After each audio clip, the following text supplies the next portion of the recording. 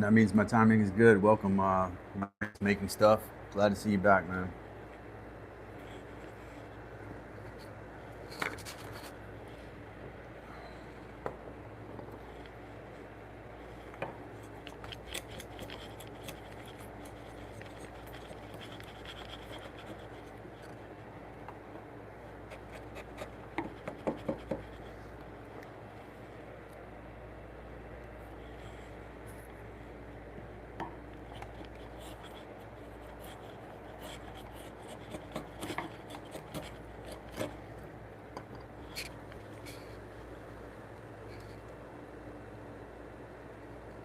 Let me make sure I'm off of this internet with my phone here.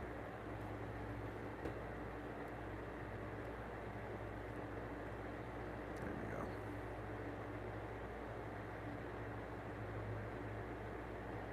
go. It is funny. It's funny how we keep running into each other like this.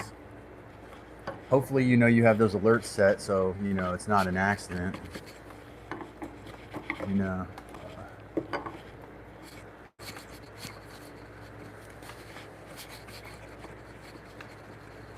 I think you're on the Discord, right, Mike?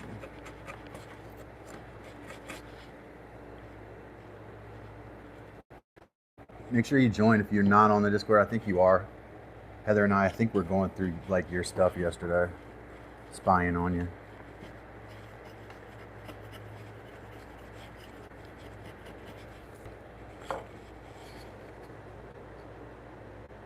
Oh, okay. Well, if you get a chance, man, join the Discord because we, like our little community, we drop pictures, pictures of projects we're working on, and just drop random stuff on there. It's not like, I'm sure there's a lot more super active Discords than that, but it's our little Discord,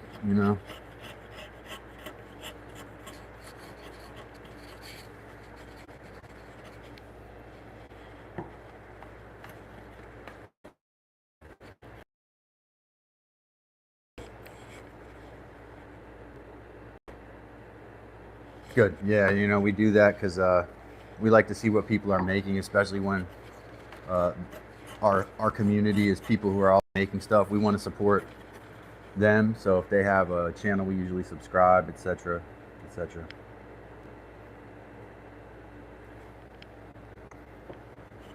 I might switch this. This is two 2x6s that have been side joined here. I might switch this for my 2x4s that have been side joined because they need to be sawed, and these just need fine, like chiseling down to this cut line here. The tool that Chardonnay bought me that finds the center in fractions of a wood, like a fourth in, a half in, or whatever. It's a half in the center, but a third of the way in. That little tool actually would be really useful for marking these tenons, because we're a half inch or 3/4 of an inch in from each side, leaving 3/4 of an inch. That is a half each of these structural members, but 1/4 of the total width. So all I would do is take that little thing, put it on there, put my pencil on 1/4, and then slide it down there. So that's a useful tool for this. I used a marking gauge. Yeah.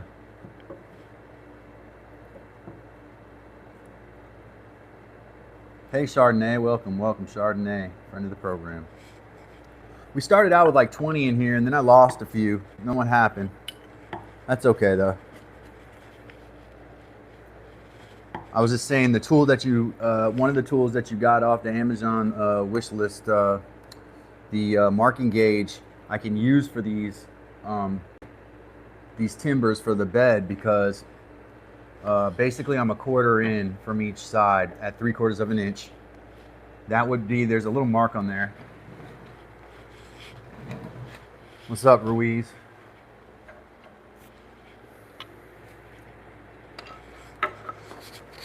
I don't know if it'll fit all the way around. I haven't pulled it off to try that. We should be, if we put this on, this is center. This should be a third of the way, a quarter of the way, a third of the way, a half of the way, and then a fourth right there. Each one of these little notches should be represent one of those fractions.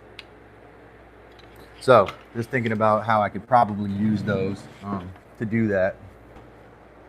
Oh, that's good. I'm glad we got good quality video. That means we should get some people up in here. But last Tuesday we did pretty good. I don't expect a huge crowd every day, you know. We just got to keep plugging away at it.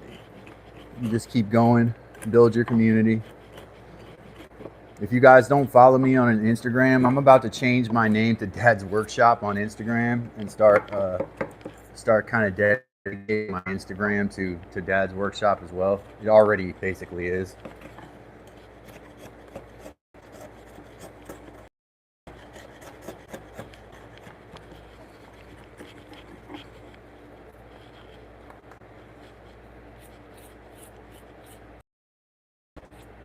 Yeah, I'm glad we got good quality video. I have the internet, you know, my it's like a hotspot that I use to do this live stream, and it's been like the battery's been damaged, so it has to be plugged in the whole time, and it needs like a good amount of power to produce the signal that it produces and upload the video.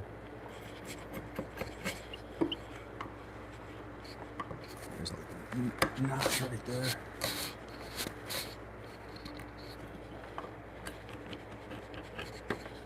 I'm gonna take a small chisel and go over this shoulder here. Then I'm gonna switch over to a larger, or to another structural member, get the saw out and saw some notches in it. That usually draws some people. It's something I have to do anyway.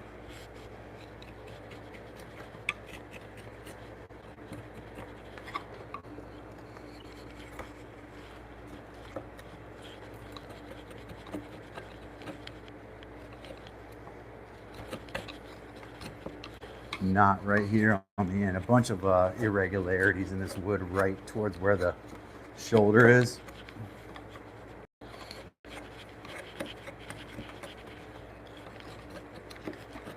They just take extra attention,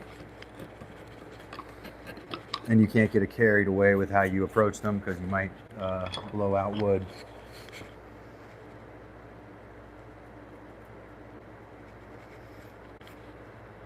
Scrub plane, man, I gotta tell you, my knowledge of tools is pretty good, but I don't know what a scrub plane is, man. I know what a shoulder plane is. I got a bunch. Actually, I was using this my great grandfather's surface plane here to do this a little bit. It actually works on this. Wants to pull on that clamp. I can't use the vise on this deal because it's too big of a piece of wood.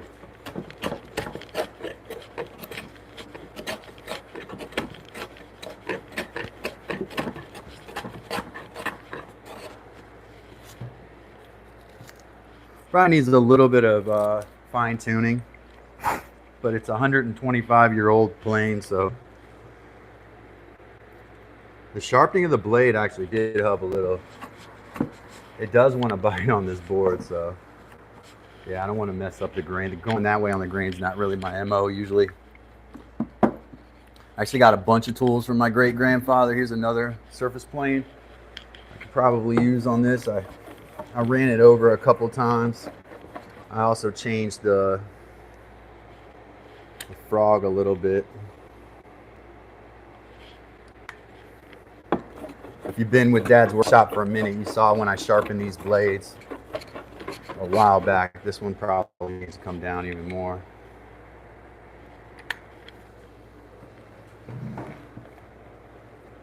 So it's kind of like a router plane.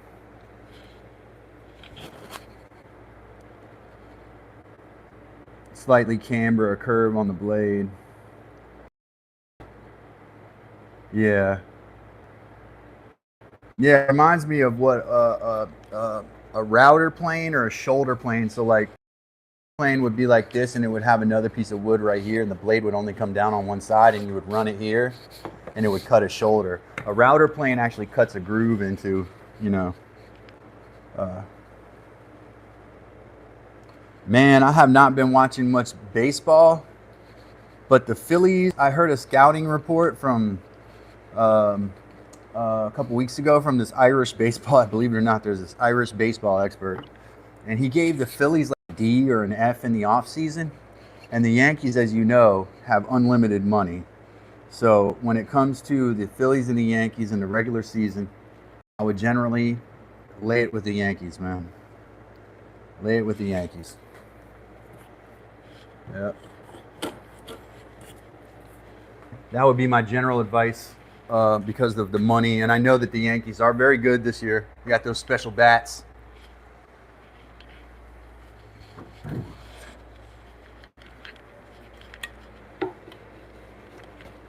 You call it a scrub plane. I'm gonna have to keep that in my vocab. See if my pocket Webster's dictionary has that one in it.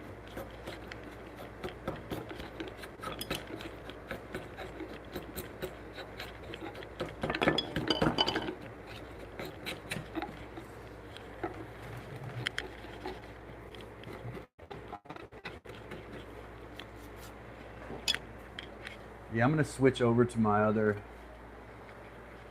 piece here. I need to move this.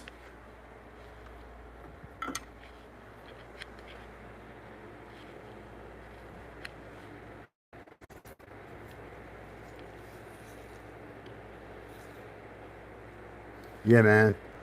That, you know, Jerry Jones, though, he does have a salary cap that he has to work with. So he can spend a lot of money on coaches and a lot of money on facilities. There's no limit to that comes with the salary cap. But in football, luckily, we have a salary cap that's the great equalizer, you know?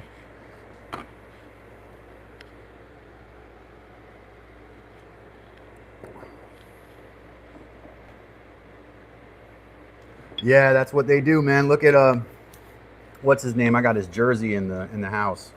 I was just talking about him the other day. Played for the Nationals. Juan Soto goes to the Yankees. I think he took a $500 million to go to the Yankees, $500 million, and then the Mets offered him, because the Mets have a pretty big budget too. They're in the city there, so the Mets offered him $800 million. I mean, is a baseball player really worth that? Imagine coming from the slums of the Dominican Republic to making $800 million a year. I can't even imagine. It's the ultimate Cinderella story. What's up, J&J?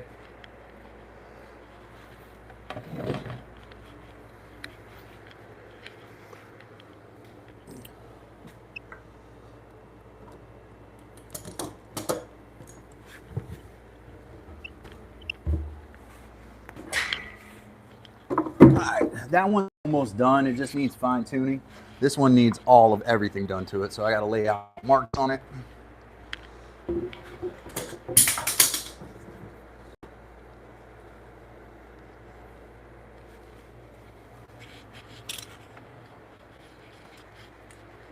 This might, and I say might with the capital M, might be light enough that I could put it in the vise that Chardonnay got.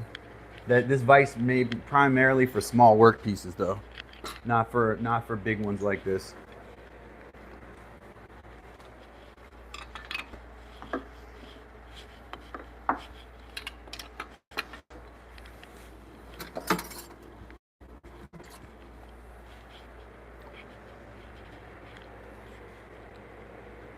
I'm already at 3/4 of an inch here.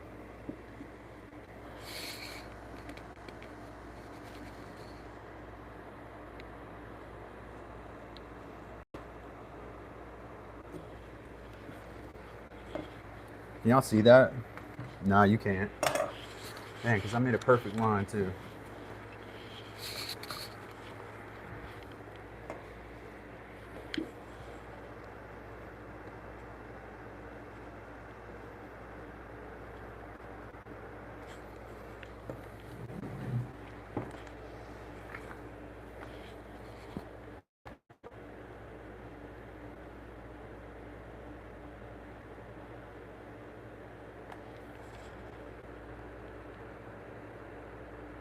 Oh, I'm not surprised that Soto's in a slump with the Mets, because once you get that big paycheck, what do you have? What is your motivation?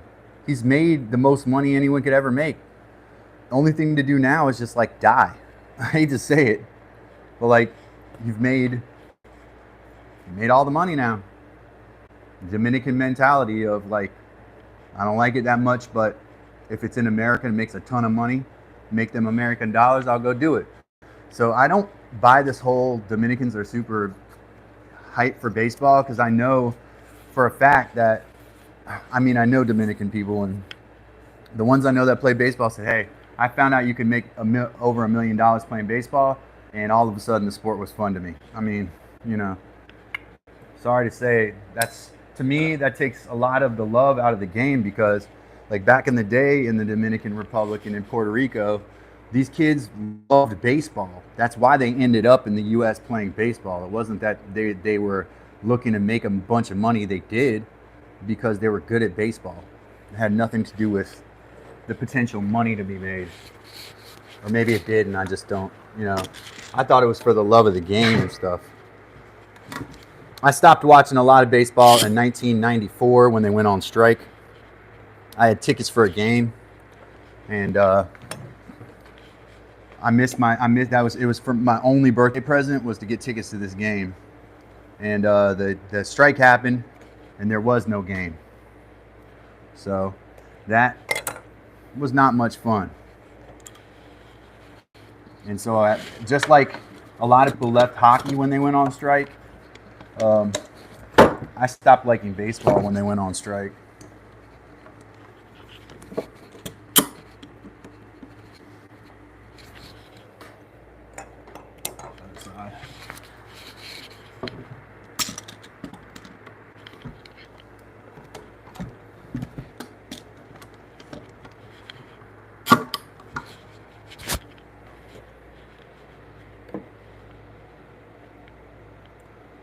I'm gonna try this little thing out. I can't make a mistake on these dimensions here. But I want to try it and see that little device real quick. I saw Randy Johnson play when he pitched for the Mariners. I saw them play the Orioles in a doubleheader one time. So I got to see Randy Johnson do that whole underhand stuff live.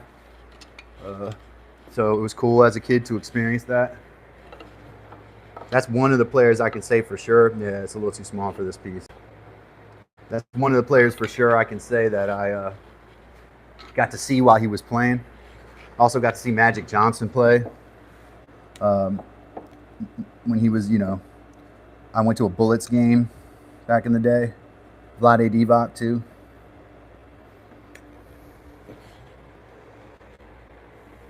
Yeah, I remember the Sosa versus McGuire steroid race. I mean, home run race. Both of them I remember before they were on steroids and HGH. They were normal sized guys like me, for example. And then all of a sudden it was Super Barry Bonds and Super Mark McGuire. They were both like stacked. And then all they do was swing the bat lightly and hit home runs. 70 home runs. We all know they were both juiced up now, you know. So it kind of takes the fun away from that too.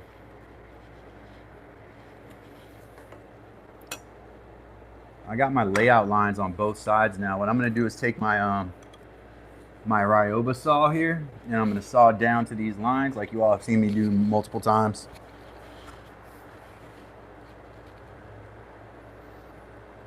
Yeah, man, definitely Randy Johnson had the mullet still in full effect when I saw him play. Tall, 6'4" with the baseball mullet, you know. Oh my gosh, here we go with Sosa and his race. I'm not gonna comment. I'm not gonna comment on Sosa's. I'm not gonna comment on Sosa's ethnicity.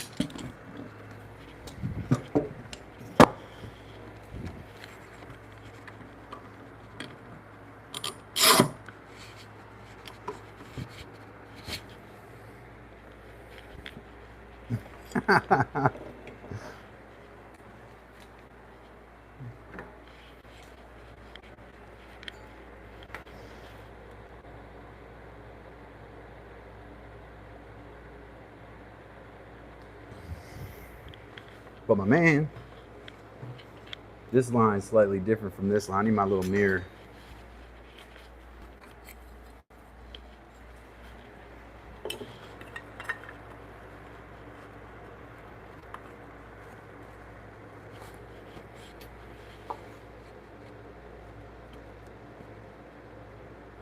The layout line on the other side is a little bit off too. This is where it should be.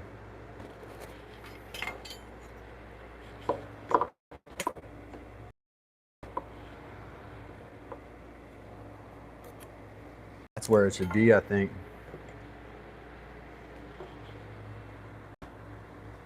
And I'm gonna have to favor the shorter cut because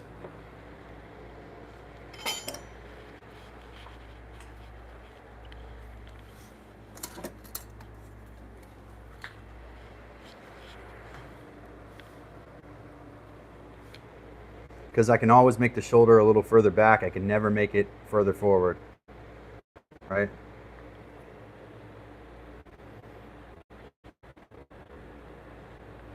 Who, Sosa's credit score? Who are we talking about? I need to go back in the chat, man. What is going on here?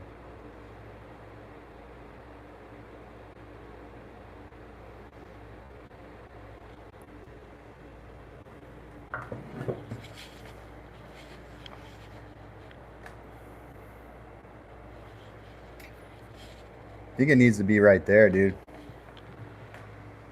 That's where I had that line, right? That's a better line.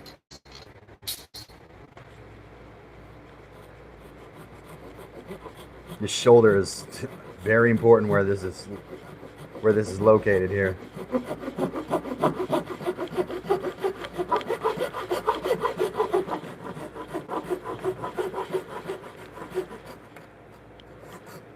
And coming off diagonal. There we go.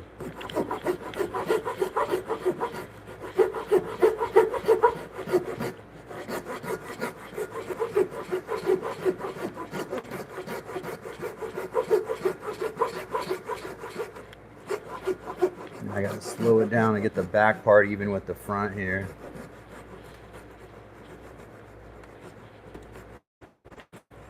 There we go.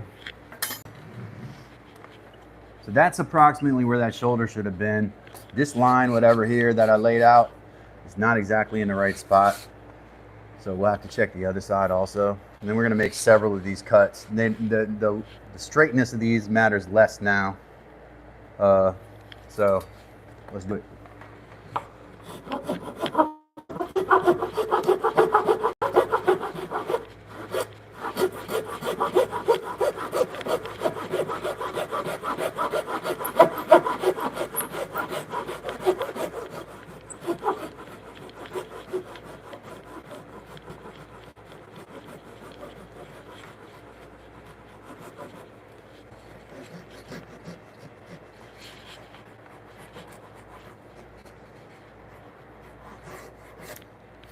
Two.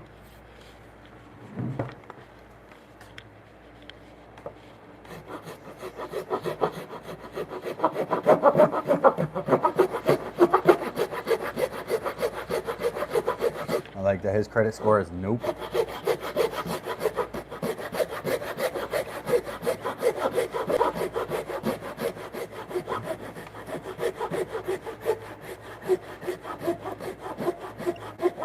What, Sosa run out of money or something? What are we talking about? I gotta know what we're talking about.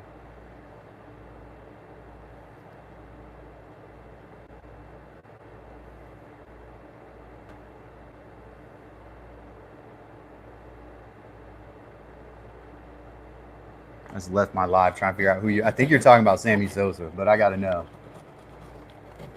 Haven't seen that dude in a long time.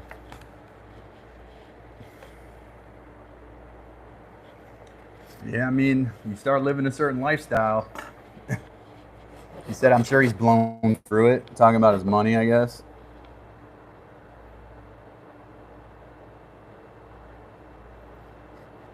Yeah, okay, yeah, we're talking about Sosa.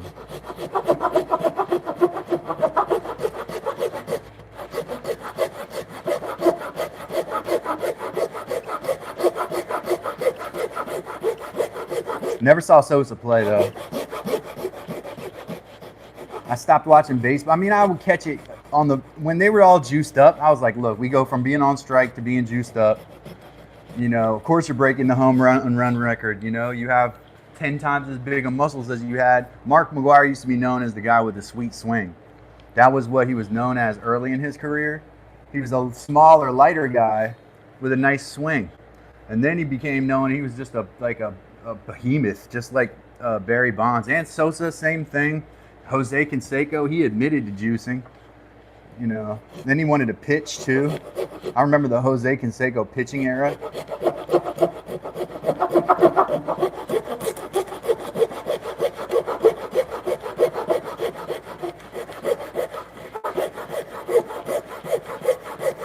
I got this one like even, flat. Do a couple of these, you get better. It's not, the line's not straight, but it's even on the back and the front relatively. I do not want to go past that cut line.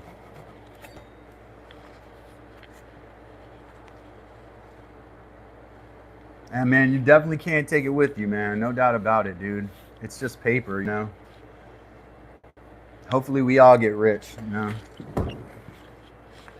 The 6 or 7 or 8 of us that comes in here every day, you know, when this channel blows up, we just like basically put each other on mics and cameras and just all collect money.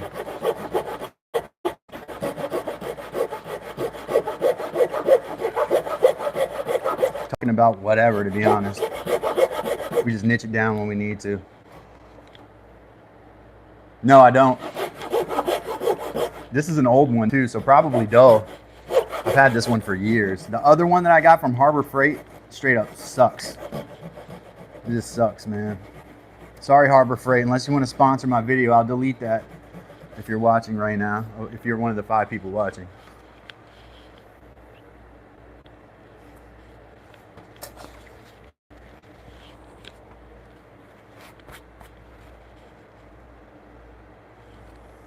Me too. I love that. You must be from the South. Comfortable. They're comfortable. That's what Southern people say. Do they have money? They're comfortable. At least the white folks.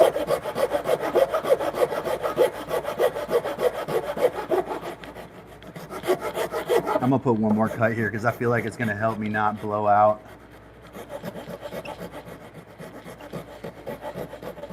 They're comfortable now. She's a big girl.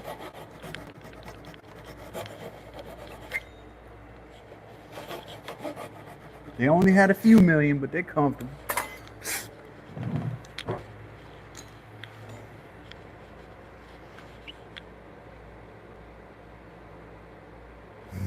Yeah, the Harbor Freight, man. We'll see if they, we'll see if they come a-calling, because I will like some of their stuff. I do like. I just like not most of it. Let me find a nice chisel to do these lines. I'm gonna use this framing chisel for this. I think here. We need to go all the way around. I have to use a small one for the front here. But we're gonna go all the way around, just above this cut line here. I need my mallet. You don't usually hit these with a mallet, which is a good point here, right? Let's take the wide beveled mallet here.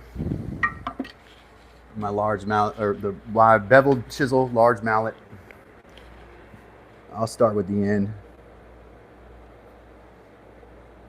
I'm going just above the cut line, folks. You don't want to go below it. And then follow that by putting the edge of the chisel back in.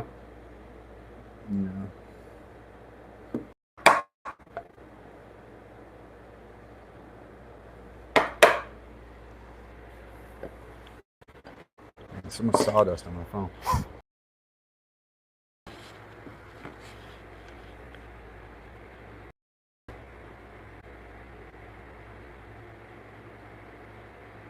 Yeah. You know how Harbor Freight is. Like if you go online, like you find they have a lumber mill too, and it's like the cheapest one you can possibly buy. Even Temu has a better one than they do.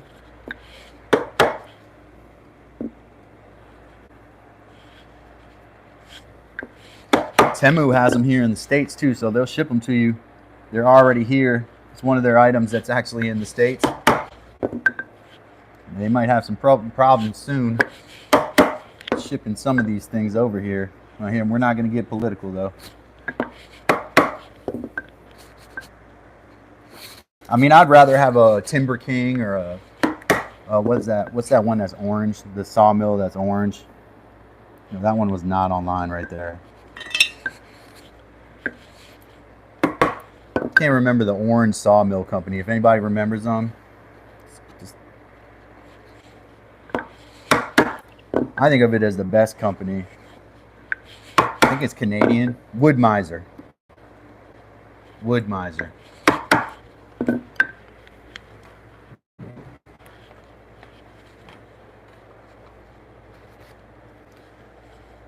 That's how you make your real estate, Mike. I mean, you get the land and then you got trees there, and you just chop down trees as necessary and use them to build your entire thing. And then I'm here, and we just talk about timber framing, taking logs and turning them into structural members. We'll do it together. Here, I'm gonna build one out of conventional lumber. I'm gonna take 2x4s and join them. I'm gonna build a whole house kit out of it on this channel. But I have decided I will not do that until I monetize. We're gonna use some of the same exact dimensions we use for the bunk bed too. It'll be a whole bunch of like 25-inch braces on the building.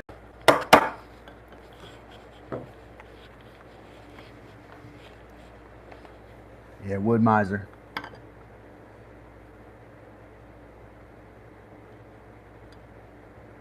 Yeah, West Texas. So that's like where's that? Where Baylor's at? Like Waco and stuff like that. Lubbock, places like that. The home of Buddy Holly. One of my idols. Love Buddy Holly. He was different from most guys from West Texas at that time. All right, now we got stop cuts, so it doesn't mind chiseling the waste out here is not a big deal. I might use a smaller chisel. Yeah, no trees. Which table? You talking about the stump table? It's chilling. It's already done.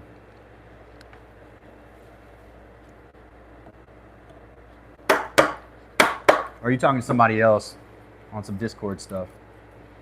Yeah, that's tough. In Minnesota, similar, man. You got to go to the riverbeds to find trees. There's no trees. It's plains. So, yeah.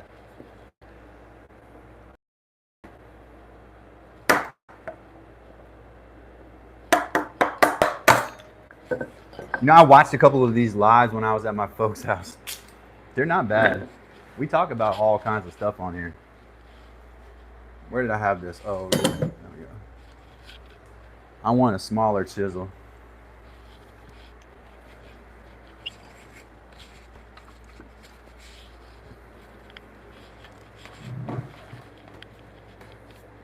So Ruiz, I'm to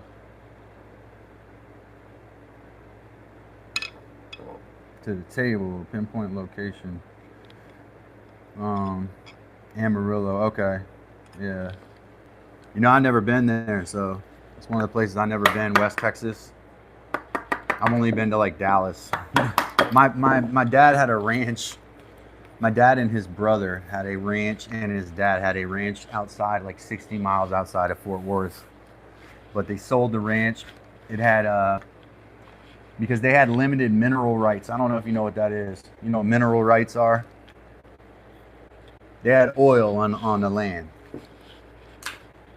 but their mineral rights were limited. They raised cattle on this was pasture land for ranch land for cattle. It was an extension of their operation 2,000 miles north in Minnesota. So they had one cattle operation in Texas, and one cattle operation in Minnesota, and then a farm in Iowa, also a large feed farm in Iowa. Oh, okay. Yep. I have watched a little bit of Landman. Bob Thornton. My dad too, he thought it was interesting too, because he kind of dealt with that stuff, oil speculation, and he worked in commodities markets too. Shout out Dad if you're on the live. He'd stay quiet. He's a quieter guy.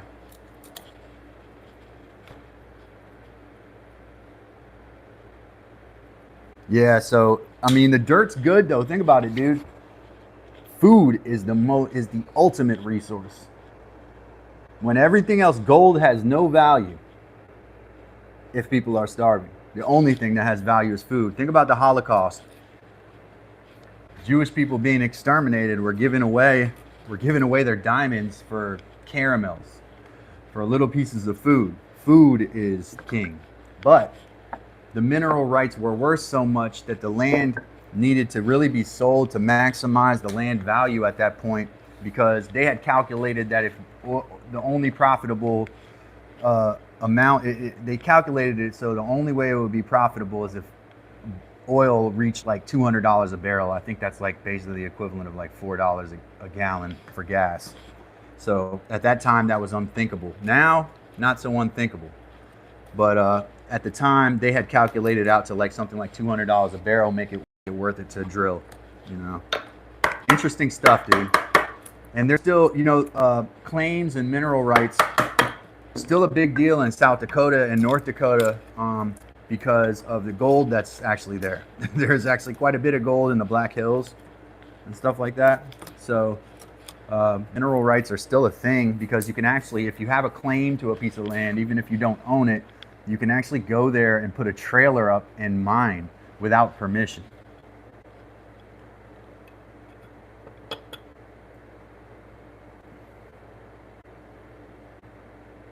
Yeah, kind of. That is kind of what they do, man.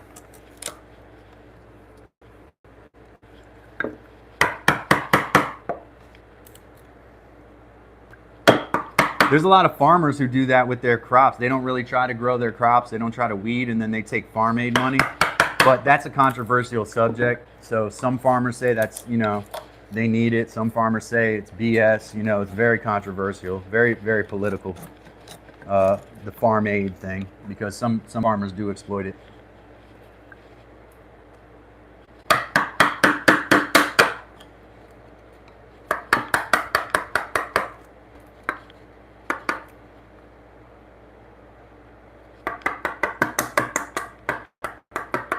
Getting down to my cut line over here. I probably don't want to do that. It's probably better to take it off in layers. Let me get to that area on the other side so you all have a view of what I'm doing, because it doesn't help if you can't see. Let's take this top off here.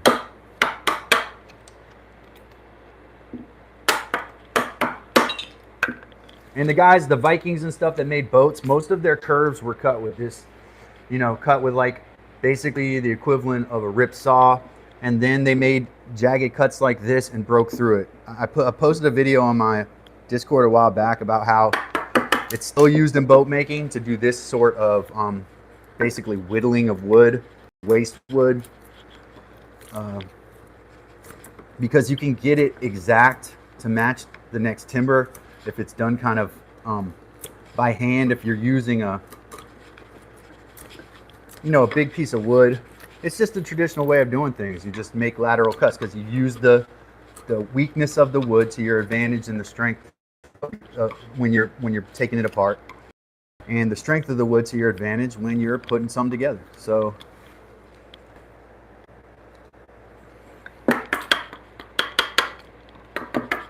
that's what we do.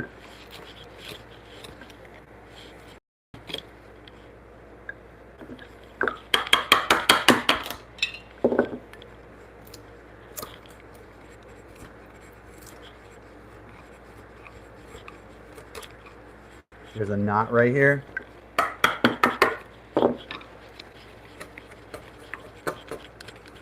Every time I chisel through it, it gives me problems, so.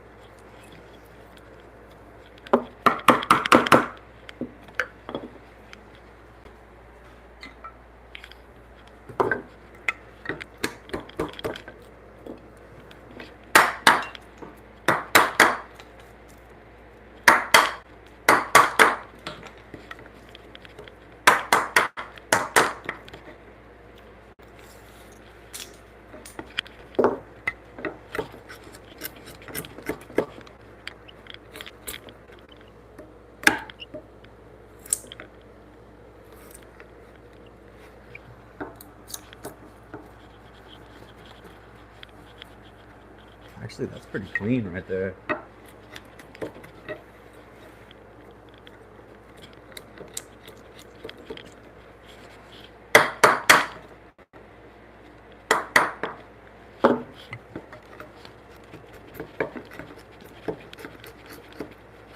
This bed's gonna take a while to make, man.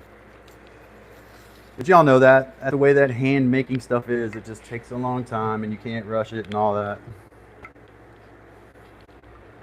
Yeah, this framing chisel or my other framing chisel, this one's a little sharper, I think. This is my favorite one. I think it's an inch. It's done in metrics though, because it's a Sorby chisel. Don't regret those purchases. Not at all.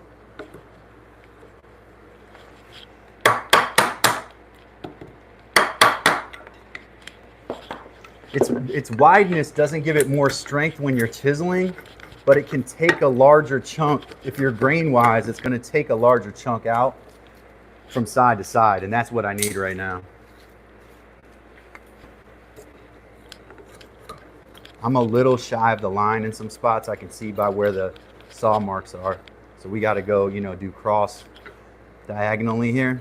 And I'll probably use a smaller chisel for that. This just for the crude stuff here. Yeah, I can see the cut line. We're a little shy of it.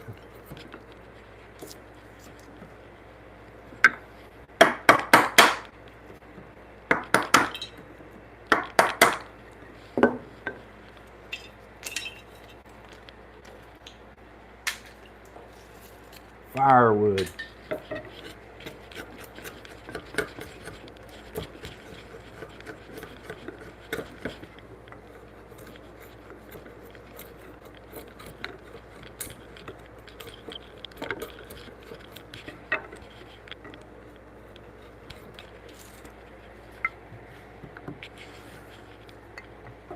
Yeah, it'll be worth it. I know it will. Kids are gonna love this. My niece, when my nephew gets a little older, he's gonna want to sleep in it. Once he gets out of cribs and pack and plays and all that, and bassinets. And my kids are gonna like it. They're gonna have one here, and then one at their grandparents' house. So.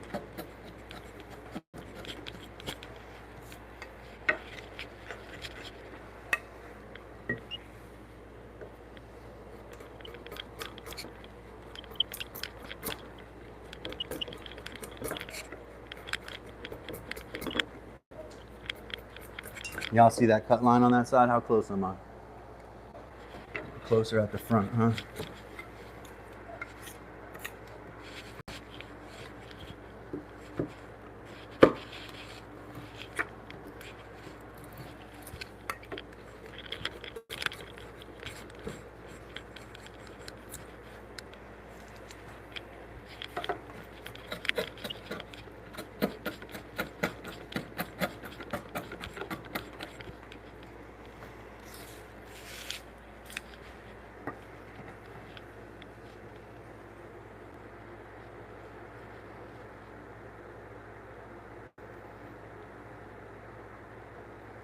Careful, my educator is showing. Yeah, I cannot help that. Too many years of experience, I suppose.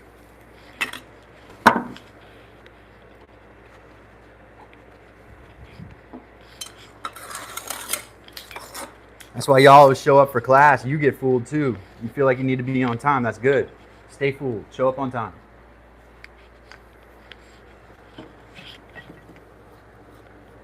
I count unexcused tardies, just so you know.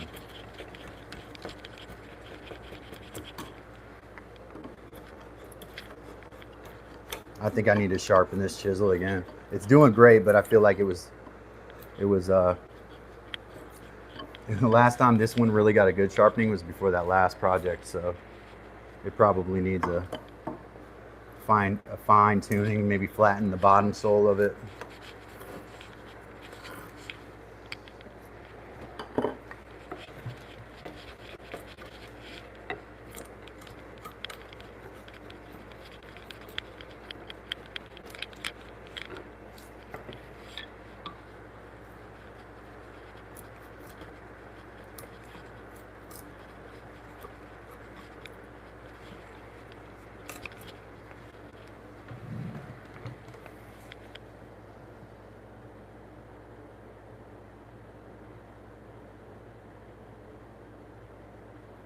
Yeah, I think I need that too, probably.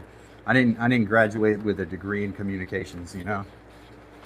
So I don't always enunciate. My diction is not always perfect. But some of the people I listen to on podcasts, if they went to communication school, dude, they should have failed out of college because they're mush mouthed. They say the same things over and over again. They can't improvise. It's really bad. From a standpoint that he's the best in the league.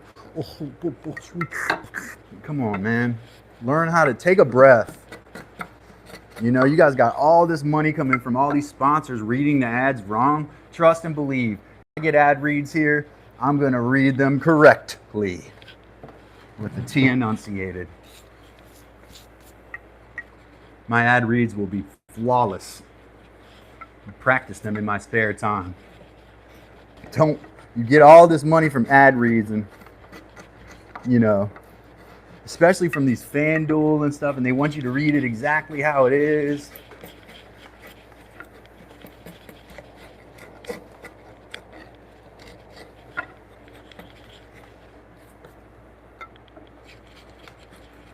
I can practice already. Home Depot, let's build it together. Or what's the Lowe's one now? They're always changing it. Man, if I get Lowe's on here, it's over. It's over. I'm taking vacations.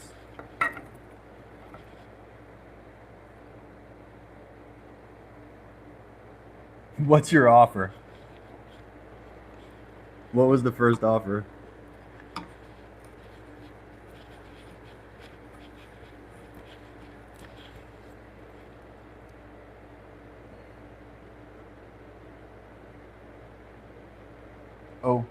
Oh, O'Reilly's Auto Parts. Is that what it was?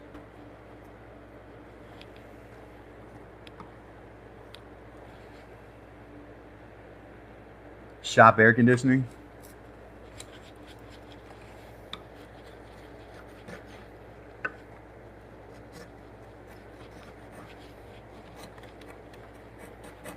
Yeah, give me a Grainger sponsorship. It's over. Grainger, Home Depot, Lowe's, any of those companies. I'm on here every day, dude, for 5 hours. I'm making special editions of special editions.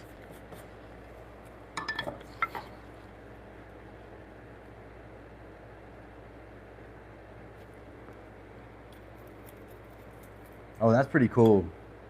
I mean, that's a cool product. I need a standalone shop AC right now. I'm hot. I gotta like stop and slow down so that I don't sweat so much that you all like can almost smell me through your YouTube app. Like I was in here working earlier, soaked.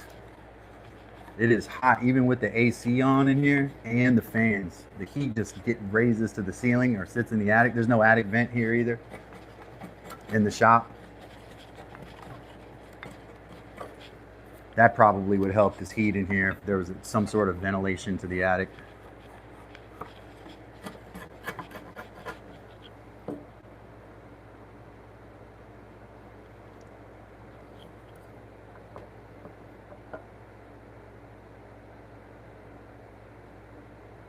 I think I have my friend in Northern Virginia had one in his while his house was being renovated. He's kind of rich, so he bought one and put it in his garage, man. And it's one of the ones where the ductwork, like you pull the ductwork through a window.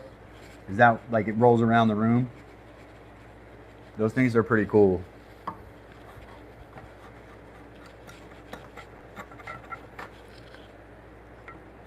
Yeah, because right now I got a window unit. That's what I got in here. Watch my shorts. You'll see I flick it on the thing. Flick. Turns on.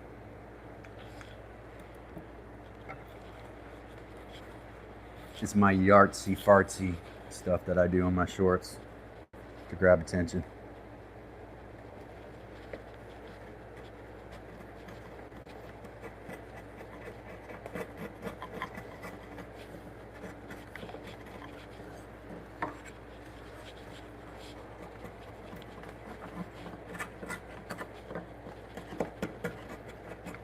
Who needs a shoulder plane when you got a good chisel hand?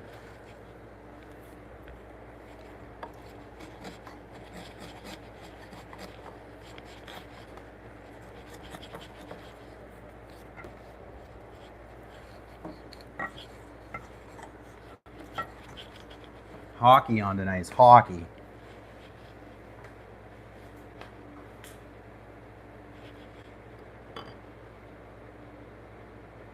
Oh, okay. Yeah, it kind of looks like a dust collector too. I build these air purifiers. I came up with the design for a laminar flow air purifier a couple years ago. I probably could have sold this. I also had a design for a laminar flow surgical application. I want to put a patent in for it because what it does is create a horizontal laminar flow over a patient. You have one that sends and one that receives the clean air, and so the room is basically has particulate matter is down to negligible amounts. So the idea was create, because laminar flow hoods over people who are getting orthopedic surgery, they put these, it's in a clean room. They have a laminar flow system that blows down, but when the doctors are operating on the person, it's blowing dust and bacteria off of their gloved hands onto the patient or off of their arms onto the patient. So the best way for the laminar flow system to go is across the patient from bottom to top. So what I did was come up with a design using a laminar flow system that I had come up with using a certain filter and a certain fan. And I said, well, here's the one on one side of the patient, one on the other, because doctors don't generally operate from the feet or the head side. It's usually from the side. And then the patient has a clean laminar flow of air across their body, therefore reducing or mitigating any potential contaminants that are in the air. Their current laminar flow system has a very low success rate, and I feel like if they did a horizontal one, it would work. It's kind of like the idea of a negative air space, but also a super clean air section of that, where if you're standing there, you don't feel very much, just a tiny wave of air. It's a steady stream of clean air coming from one HEPA filter being sucked in through another hospital grade HEPA filter.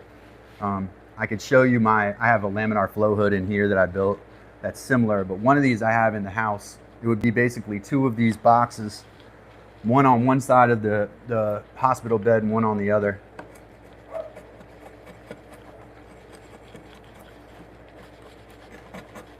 Showed it to a couple of my cousins who are doctors. They just think I'm a crackpot weirdo, but it does make sense. I mean, I showed it to an engineer who said it made sense, so I don't know. I'm the type of guy that likes to think, man. You got to use your brain. You're only on Earth, for this little short amount of time. You got to build stuff, make stuff, create stuff. It's how we contribute to the legacy on the planet by creating things that help the next generation or do things for the current generation, help people survive, those kind of things.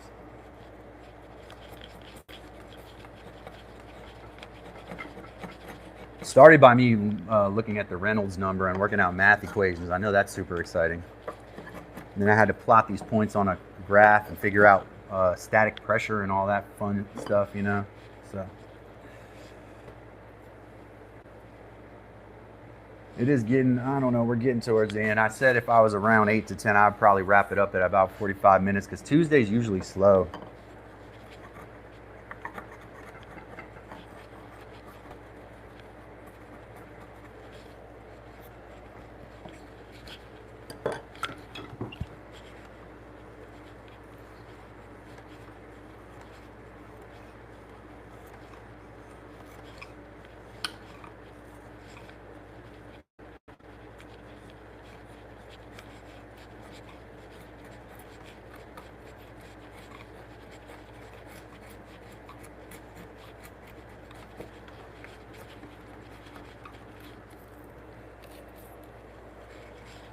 How's that line look on this side?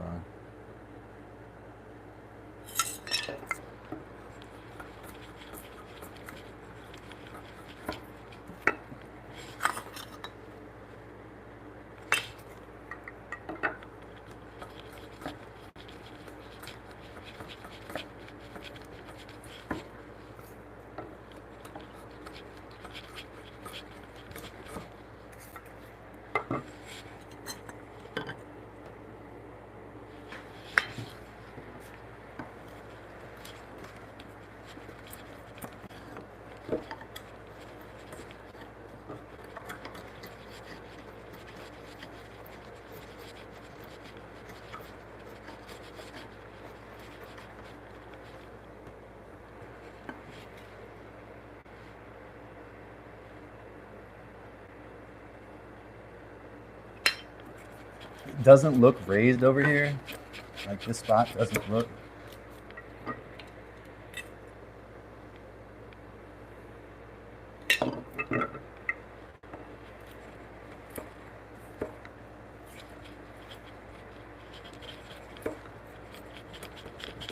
Due diligence, man. You gotta make sure these are right on that line.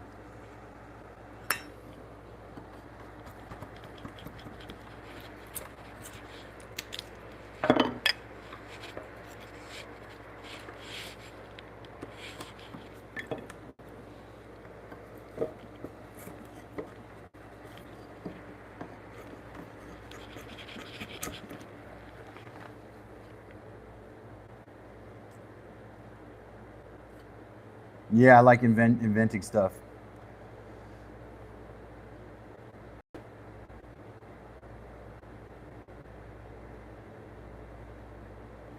You know, those are actually available, Mike. Basically, bench clamps that don't have any wood on them, and you add the wood yourself. I think I even have them in my Amazon wish list. Basically, you're adding the wood yourself, but generally it's done with like plywood, or at least some plywood. I have to look at them exactly, but yeah.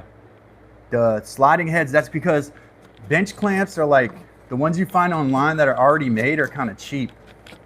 They're not bad, but they're kind of cheap. Not this one. Not what I'm talking about. But bench vices have kind of been bastardized a little bit. And so the best way to do it is to get the metal set up and then attach your own wood. Who's your hockey picks tonight? Put them in the Discord.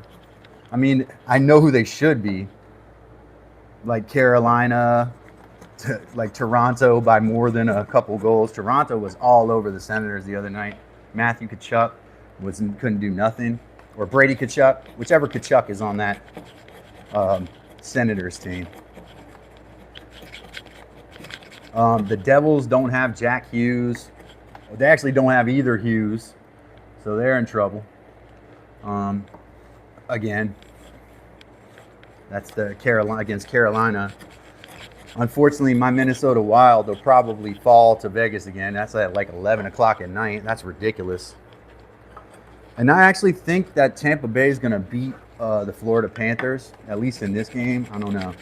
Florida's good, but Tampa Bay is like their goal differential, like 80 goals or something. They just score like crazy. One of the announcers said the other day that hockey sticks are $700. Dude, hockey sticks are $700. I need to stop. I'm in the wrong business. I need to start making hockey sticks. Be like the dude on the Mighty Ducks, the old Swedish guy. In my shop. Ah, yeah, I made you a new set. I made you a new stick and a new set of skates, Gordon Bombay. You will be the greatest, Gordon Bombay.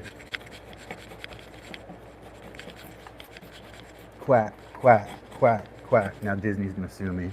Disney's going to send me a cease and desist. Jersey over Carolina. Oh, I doubt it, man. They're missing like I said, they're missing both Hughes, Jack Hughes and Luke Hughes, and somebody else, like their main defensive player. Jersey is a good team, and they are depleted right now. Carolina is just laying into everybody. Carolina's a machine. So yeah, on a typical year, that would be the pick. Jersey over Carolina. At first glance, that would be who you want to take, right? But Jersey is depleted right now. Ottawa is in Ontario, right? And so is Toronto. So this is the Battle of Toronto. Since I'm from Minnesota, I know a little bit about Canada. I think Ottawa is actually in Ontario. That is the Battle of Ontario right there. The Senators are good, but but I call them the blue. The Maple Leafs are something. They are something.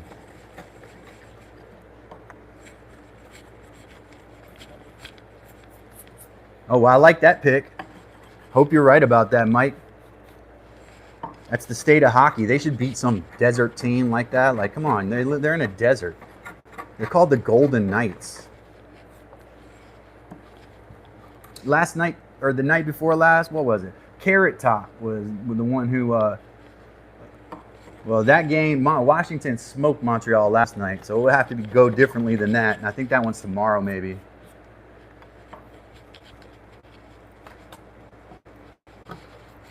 Montreal came back a little bit, but then the Capitals closed the door, and Ovechkin scored the game-winning goal in overtime. It looked a lot closer than, if you look at the scoreboard, it looks a lot closer than it was.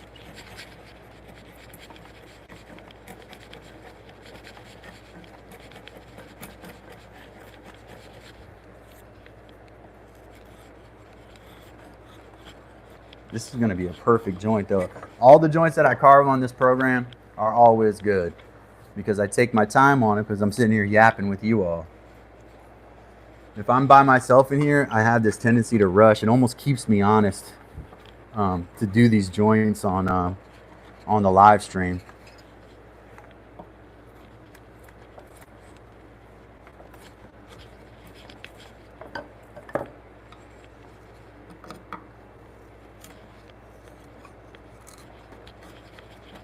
Not.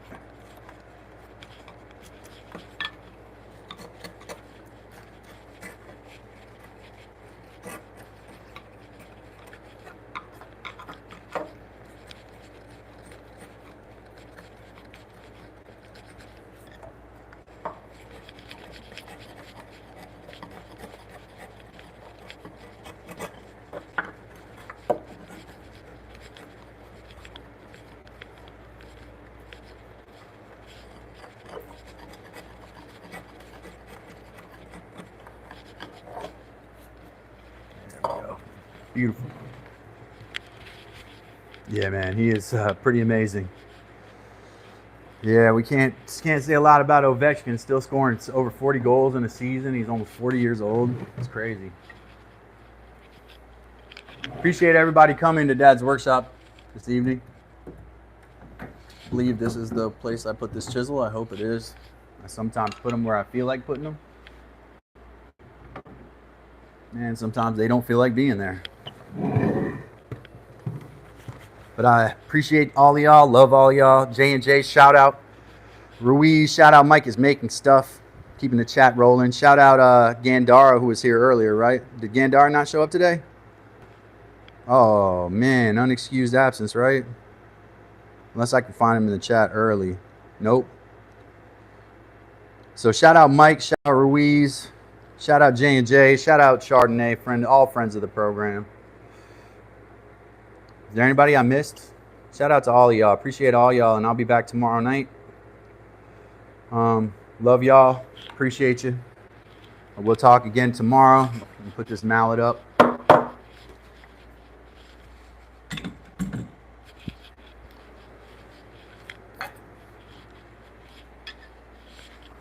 Make sure if you're new to the program, you like, subscribe, click that bell, drop a comment, join the Discord. Check me out on Instagram. Check my shorts out. Appreciate everybody here. And all take care. Hug someone you love. Do the next right thing. See you tomorrow.